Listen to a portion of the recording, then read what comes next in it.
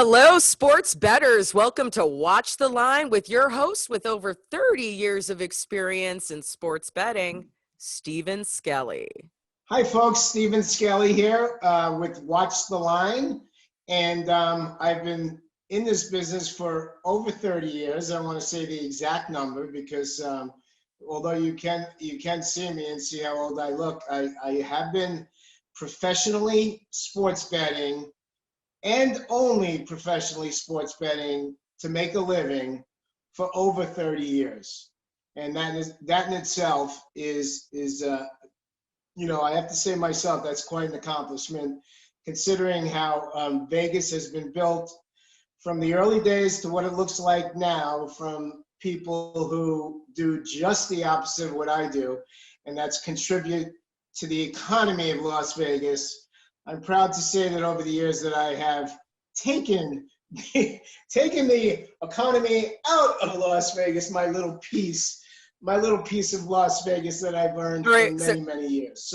So Stephen, you got your pound of flesh while you were living here, right? I got my pound of flesh while I was living there.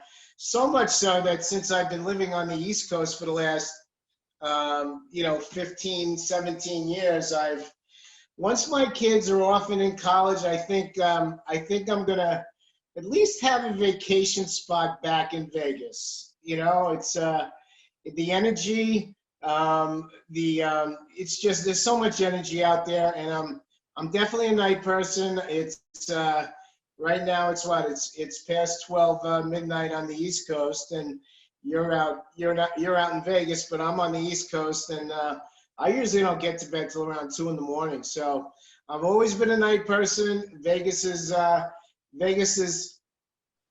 been so good to me, and I think my wife is like, well, when the kids go to college, maybe we can get a condo back in Vegas. I'm like, I'm all for it. People, watch the line. We're going to teach you how to watch the line, and that's going to help you make money. People, it's about the numbers. It's that simple. It's about the numbers, the numbers, the numbers. People, we're looking for bottoms, we're looking for floors, and we're looking for ceilings. We're looking for the lows, and we're looking for the highs. We're buying it low, and we're selling it high, just like in the stock market. People, think. You gotta think before you make a bet. What's our goal here? What's gonna make you successful? 75%? 7 out of 10? 6.5 out of 10? 8 out of 10? No. All you have to do is win 55% of the time. You got to win 5.5 times and lose 4.5 times. You go 50-50, the next time you go 60-40, that's 55%. That's all you're trying to do in this business over the long haul. You want to try and hit 55% of your bets. 100 bets, 45 losers, 55 winners, you're making money. So the bottom line here is you can't, if you lose 3 bets in a row, that's not the grade. The grade is 100 bets. The grade is 50 bets. You can't look at it over 3 or 4 bets. That's when people get in trouble. They lose 3 in a row. They go, duh, now I got to double up. Now I got to triple up to try and catch up. You play the same unit, you play the same amount of money, and you play it over a long term, and you see how you do over 50 or 100 bets. That's it. You got to be cool. You got to be smooth. You got to be cool hand Luke in this thing. You can't be emotional. That goes out the window. You'll be successful.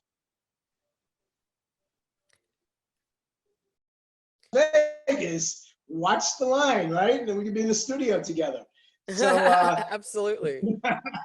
Yeah, so I think that would be awesome. So, this is our initial show, and what fascinates me when I think about the last 30 years, 30 plus years, is what it was like in the beginning the history of my betting, not necessarily sports betting, but the history, if I just look at my own, the way I do business, and what's transpired and evolved over the years, it's crazy. When I just have to laugh when I think back at some of these things. So I just want to go over that a little bit. You know where we are today. Everyone knows where we are today. You want to make a sports bet, you don't have to go to a hotel. Of course, in Las Vegas, you can go to a hotel because you have the luxury of having hotels and legalized sports betting. Stephen, Now, yeah. You mean islands? Shops? Yes, I mean islands. I mean islands. I mean casino. I mean sports books in the islands. But as you know, there are many states. As time goes by, we look in the paper, we'll see something in the news, and we keep reading that more states are going live to legal with online sports betting. So I don't know what the exact number is now. I think we're over 15 states that have legalized sports betting. I'm in Massachusetts. We do not have it here yet, but New Jersey is flourishing with legalized sports betting.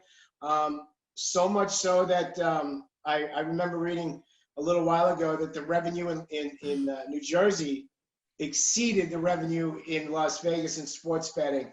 Like the first year they were taking legalized bets in Nevada. So I don't want to go into too much about the red tape and the states and the legislature. So Stephen, we're going to have to do a show about how to change your IP address but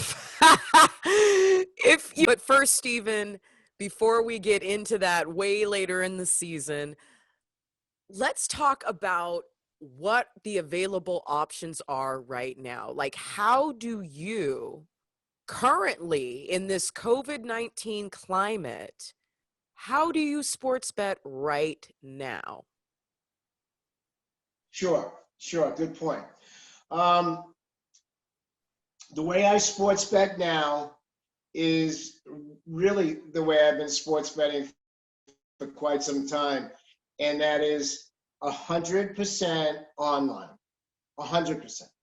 I don't have any. I don't have any so-called runners that go into hotels for me or places that take legalized sports betting. I work with 3 computers. I'm watching 3 computers at one time. That's how I have lines from so many different available sports betting venues that I am scanning and researching and looking at lines and making bets constantly, almost all day long. Of course, unless I have to run an errand but here's the thing about sports betting, which it's positive and it's a negative. I look at Watch the Line. I love the name of the show because Watch the Line is kind of like exactly what I do. I watch lines and then I evaluate and I make bets, all online. Okay? Watch lines, evaluate, make bets. Watch lines, evaluate, make bets. That's what I do all day long. Okay? The negative to that is that once a line comes out on a sporting event, let's say a line comes out on Sunday for football games the following week. Okay, that's when the lines come out. They come out Sunday night, and some of them come out on Monday morning. So once the lines come out, I'm watching them, I'm betting. I'm watching them, I'm betting. Based on my feeling, based on my research, based on whatever makes me feel like that's a good bet, okay? That line can move from the time it opens up Sunday or Monday until that game gets played a week later, the following Saturday or Sunday. And what's different about this than, say, the stock market, okay? Because I will get into a show of the similarities of a stockbroker or someone in the financial markets compared to someone like me in the sports betting markets. It's very, very, very similar. It's a very similar comparison. And we'll get into that later in the show. But what's different about that business and this business is that the market's always open. This market that I bet on, and these lines are always up. I can wake up at 2:00 in the morning and I can make a sports bet. The stock market closes at 4:30 in the afternoon and everybody goes home. Mm-hmm. The sports betting market never closes. At 2 in the morning, if I have a feeling about a sports bet, I can get up, turn on my computer, get online, and make a sports bet. Hey, and So, Stephen, and the best part about doing that is that your wife doesn't have to know. So, just to preface real quick, obviously, Stephen, your wife is very supportive of what you do. You provide for the family by doing this. yes. But for the rest of the guys who don't do this professionally, but they want to learn more, the convenience is it's unbeatable. And not only, you can do it from your laptop, you can do it from your phone. You're not getting up in the afternoon, you're not flying to Vegas, you're not planning a trip, you're not spending money, and you're not drinking. It's a win-win for everybody. It's a win-win for the wives because the husbands stay home, and it's a win-win for the husbands because it just makes it easier. Exactly. Yeah, it's true. It's a business that has many pluses and minuses because of technology and what has happened over the years. But as far as making a bet and the ease of making a bet, it's phenomenal. I can make a living. My wife says, my wife's a teacher, and she actually said it to me today because she's a teacher and she goes to school, right? And there's personalities to deal with. There's you're never going to make everybody happy. She's also in special education, my wife. So when in that business, she has to deal with parents of special ed children, and that is she can't go into work and coast. There's no coasting when you're in special ed, you can't go into work with a hangover and expect to get through the day if you're in special ed. Sorry, Stephen, but back when I was a chef, everyone knows that I'm a chef, they see my Suntaku. But we learned to use coffee and adrenaline, okay? But you're just saying that you totally don't even have to take that step. No. I need Diet Coke because I don't drink coffee. So I live on Diet Coke and adrenaline, but the adrenaline is really, that can keep me going for days. It's amazing. Being a chef, I'm sure, you've worked 12 and 13 and 14-hour days. Absolutely. And this business right now in the heat of with football season going on, college basketball, the NBA is going to start next Friday. Some days, at 3:00 in the afternoon, and I start about it, usually about 8:30 in the morning, and by 3 or 4 in the afternoon, a lot of people are getting ready to come home from work, and I look at the clock and I say, well, from the time 3:00 now, I basically have another shift.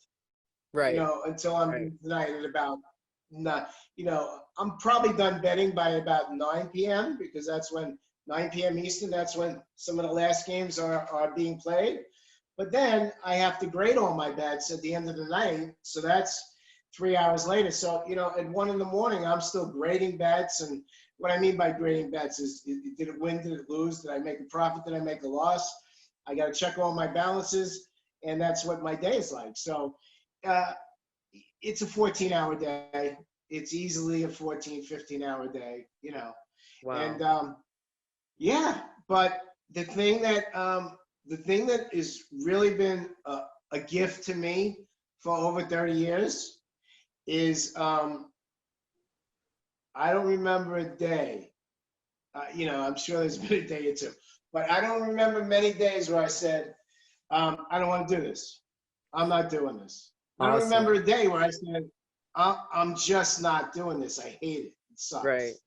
Right. Now, a game sucks. Like when you know, in the last second, something ridiculous happens, and you know, in the last second of a game, a turnover, whatever.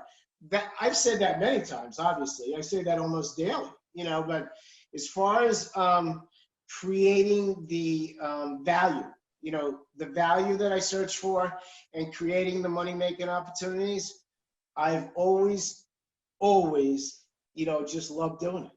You know, and it's hard.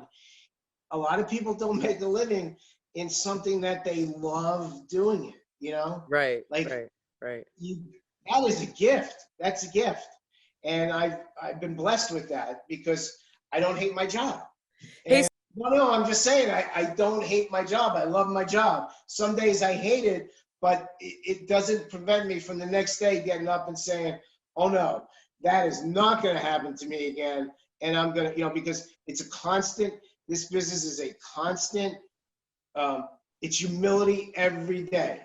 Every day I get a dose of humility. And that is no lie. Every friggin' day. Look, I stayed away from the F-bomb. How am I doing? Pretty good, right? Every friggin' day, I get a dose of humility where I look and say, "You dumbass bastard! What did you just do?" And that's what keeps you saying, like, "That's all right. I'll make more better decisions than bad decisions." You know, and but it's every day is different. Every day is a dose of humility. Every day is a high. Every day is a low. Every day you want to cry. Every day you want to scream. Every day you want to, you know, it gives me so much. I get so much out of it, you know. But what I get out of it is life. You know, like my wife said to me is, I get energy and I get invigorated. She said to me not too long ago, she said, "You are so lucky because when you're like 80, you know, like you're going to still be doing this. you're gonna still And be you're going to going. still You're gonna probably, still be going you're for going to sure. still be doing this. You're going to be sitting at a desk and you're going to be looking at computers and you're going to still be doing what you're doing because you love it. And you could do it from home. And as long as I have a set of eyes at work and glasses thick enough to see a computer screen, you know, fingers fast enough to make a bet and click on yes and get a you know, I'll be doing this. I mean, I could see myself doing this when I'm 80. I mean, Stephen, let me stop you for a second. So I know this is going to sound crazy, but as somebody who has ADHD and PTSD, I actually find that gambling and watching numbers and giving my brain something to do that's very, very analytical is actually something that has helped me a lot in my personal life. So, as you know, Stephen, I'm a Virgo. I'm super rigid. I'm always wanting to be in control, you know, things like that. And I found that when I'm doing table games out here in Las Vegas, it actually helps me let go. It helps me release, and it mhm. helps me find a place to put my brain so that I can clear my head. And believe it or not, when I'm playing video poker or craps or blackjack or whatever it may be, I actually get a sense of peace when I'm gambling. So listen, I'm going to keep it real here. We're all adults. Let's be honest. There is a certain pleasure that comes with gambling, but for certain types of people, for certain personality types, watching the line really is a great way to exercise your brain. Am I right, Stephen? Absolutely. Absolutely. I feel that 100% of what you just said is is absolutely true. You know, your analytical, what it does for you with your ADHD and whatnot is it keeps you focused and it keeps you engaged in something that is you know, interesting to you and keeps you in the game, so to speak. And you know, just to go back to one thing you said, it brings me back to a famous movie and a famous line. And it goes back, this movie is probably 30, maybe 30 years old. And, and what you just said about gambling and, when you win and the feeling of winning when you gamble, this is why, everybody has this, it's amazing when these casinos keep popping up all over the country. And then like within weeks, and, they have record revenues, and, you almost think to yourself, like, wherever they put a casino or wherever gambling is, it just flourishes. The states that are opening gambling and sports betting, but it comes back to this one simple line, and I think you're gonna love it. There's a movie called The Color of Money. The movie is a pool. It was who was in it? Tom Cruise. Tom Cruise and wait, was it Jackie Gleason? No, he's too old. Isn't Jackie Gleason from like the 40s? Yeah, Jackie Gleason. But it's the guy that played Minnesota Fats. I'm trying to remember the famous pool player, Minnesota Fats. Maybe you can Google it. Who was in The Color of Money? Mm-hmm. The movie was called The Color of Money. Tom Cruise was this up-and-coming pool shark, and he used to go in these pool halls all over the country and hustle pool. And he ran into Minnesota Fats and blah, blah, blah. It's a great movie. I don't know if you ever saw it, but the one line in this movie is what every single gambler is chasing. Every single gambler places a bet is chasing this one line. And the line is this. Tom Cruise in the beginning of the movie, and before the movie starts, is doing a monologue. And the line is this. He says, "One money is twice as sweet as earned money." Money is twice as sweet. I love it. Or maybe it's one money is much sweeter than earned money. And the bottom line is, anybody that places a bet, I don't care if you're at the roulette table, I don't care if you're at the sports counter, I don't care if you're online making a bet, I don't care what the hell you're doing if you're at a racetrack. That is what we're all chasing. Because when you win in gambling, there is no feeling like it. Nothing. I absolutely agree. I absolutely agree, Stephen. So if you want to ask, I know I got off on a little tangent here, about the psychology of betting and why we do what we do. But, I was a working stiff for, part of my life. I had a boss. We'll go into this too, but I was a stockbroker. Early in the early 80s, in the middle 80s, I was a stockbroker. And then the relationship to sports betting, and we'll go on and on. But that right there is why we all bet, because there's no feeling like winning money. There's no feeling like winning money. But getting back to what I was saying, for someone like me, honestly, I know this is going to sound crazy, but if you really, really, really have control issues in your life, it benefits you to lose a few bets and to come back, and to lose a few and to come back, and to win a couple and to come back and to hit that. Listen, I know this sounds crazy, but if you have a control issue, if you like to be in charge all the time, if you have to micromanage everything in your life, there's something about betting that almost helps you let go. I know it sounds crazy, but betting has actually been quite therapeutic for me. I know it sounds nuts, but it really has. I'm a military kid. I had very rigid parents. I work in a very rigid industry. There's not a lot of room for error. There's not a lot of wiggle room to lose. So when you're so wound up as a human being, and then you start learning how to bet, and then learning how to become confident in your betting, It actually is quite therapeutic. Stephen, when did you become confident in your betting? Um, it's a great question. Phenomenal question. I became confident in my betting way back in the, way, listen, to answer the question, when I first started going to Las Vegas, which was, whenever they put the damn Mirage up, when Oh they my go, God, you're so old.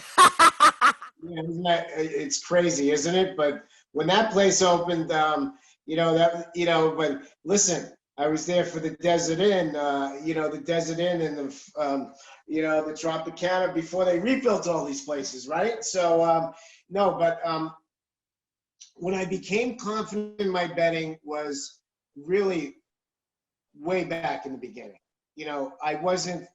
Um, I wasn't I was just a regular, you know, better, like trying to pick a winner until it wasn't until I became, and it was very early, it was back in the 80s, when I became, when I knew how to search for value. And I knew how to watch, and I learned how to watch the lines. And I learned how to, I learned the relationship to making a bet, to the value in the bet and the line movement. That was when I started to become a confident bettor. When I knew it was going to be a numbers game, and when I knew it was going to be a percentage game, then that's when I started to become really confident. Um, That's to that's answer your question, amazing. Stephen, that's amazing. So, it just wasn't. It wasn't like I woke up and I said, "Oh, I love this team today." It it liking it was the answer. The real answer is this: when I threw out all of my emotional attachment to a bet, that released any kind of emotional attachment to a bet, and realized it was all in the numbers and all in the line, and it had nothing to do with what I liked or what I didn't like. It was all about the numbers. That's it. That's when I became confident in sports betting. Um, Very much like, if I can give a comparison, it's like watching a stockbroker or anybody who follows stocks.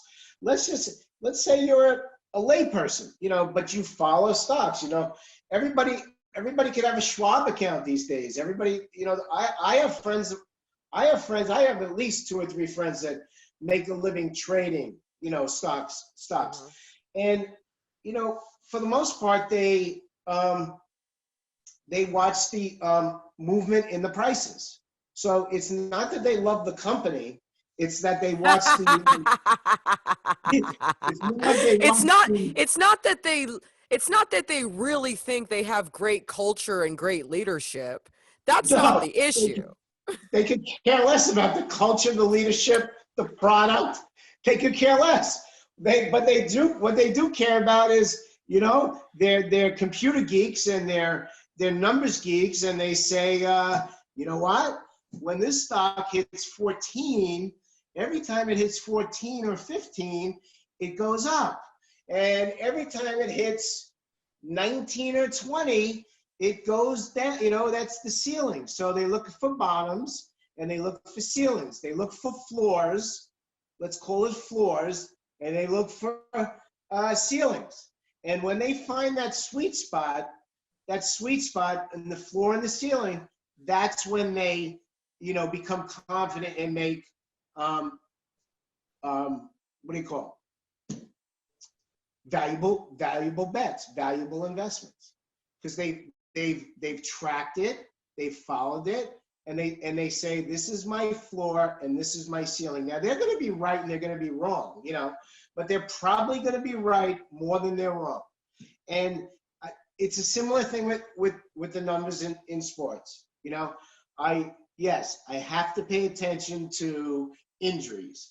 I have to pay attention to, for instance, right now, it's a very, very popular time for, I have to track weather. weather conditions in football games. It means something to the total points in the game. There's value for me. There's value for me to sit down, believe it or not, after I'm done with you, and maybe 10 games on the college schedule, coming Saturday. It's Tuesday. It's valuable for me when we turn off, which is probably going to be relatively soon. That I'm going to go, before I go to bed, my relaxation time is in my day is sitting on the recliner with the computer and tracking weather in 10 or 15 college football games on Saturday. That's how I'm going to relax. That's how I'm going to relax into this. So Stephen, basically, not only is this great for people who love numbers and great for people who need to find a way to make their mind relax, it's also great for people who love geology. Yeah. Am I right or am I wrong? I mean, it really could give the average person an actual, this is something that I could honestly see being relaxing to do and fun to do multiple times throughout the day. So sports betting, if you want to be serious about it, which is why we're making this show. Am I right, Stephen? We're making this show for people who actually want to be serious about it, not showing up to the casinos drunk as shit, but people who want to be serious about it. There's a certain personality type that goes along with this if you are serious. Being able to understand not only culture. Okay, so you need to understand the culture of sports, okay? You need to understand the timing of sports. You need to understand the weather patterns as they pertain to sports. And then you need to understand numbers and watching the line. So for someone who has an overactive brain, this is actually a great hobby, if not something you want to do professionally. Right, because we don't want to. We want to preface the show with this. We certainly don't want anybody to quit their day job. No. We certainly don't want anybody coming back. I don't want anybody coming back and saying, "Hey, Steve Skelly, you told me you were going to make a living in this business." We don't want people. We want to give them the opportunity. We just want them to think a little more. Think a little bit more before you press that button, before you go up to the counter, before you slap your 55 or your 110 down on the computer, or whatever your unit bet is. If it's $500, $1,000, $50, or $20. We just want you to think a little bit more about what you're doing before you make the bet. That's it. Because the bottom line is, the most successful people in this business, the most successful, the guys that have been making a living, only try to win 56, 55% of the time. If they can win 55% of the time from year to year, they are making a fortune. A fortune. Right.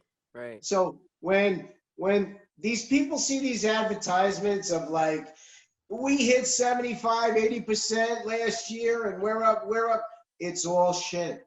It's all a crock of shit. It really is. Because the real professionals in this business know that.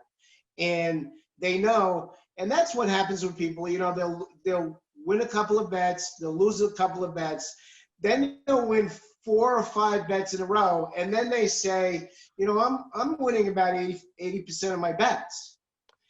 But when you evaluate it, it's usually people are talking about their winners and not remembering their losers. Exactly.